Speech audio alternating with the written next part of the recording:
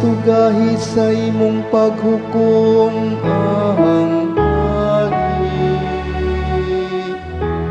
ug sa imong katarong ang anak sa hari. Manluwa niya sa katarungan ang imong katawhan, ug sa panghukom ang imong mga nag-antos nga ginsakupan. Ang katarong mulambo sa iyang panahon, ang hihigpit na kalinaw hangtod sa kahangturan. Ang katarong mulambo sa iyang panahon, ug ang halawong nga kalinaw hangtod mawala nahay buwan. Maghari unta siya gikan sa dagat ngadto sa kadagatan,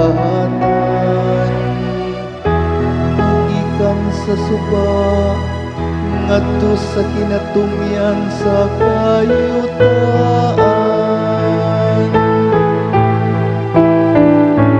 Ang katarong mulambo sa iyang panahon, ug ang hihigpit na kalinaw hangtod sa kahangturan.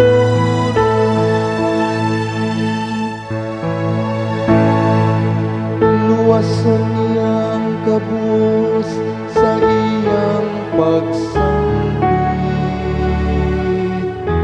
ug ang gisakit dihang nga wala gayoy motabang kaniya. Kaluyan niya ang ubos, buhok ang kabus. Luwason niya ang kinabuhi sa mga kabus. Ang katarong mulambo sa iyang panahon, ug ang hihigpit na kalinaw hangtod sa kahangturan.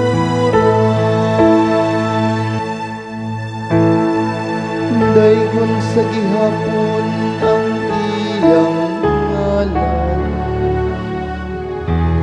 magpabilin ng iyang ngalan ingon sa adlaw. Diha kaniyang mapanalanginan ang tanang kaliwat sa yuta. Ang tanang mga nasud nagsangyaw sa iyang kabulahanan.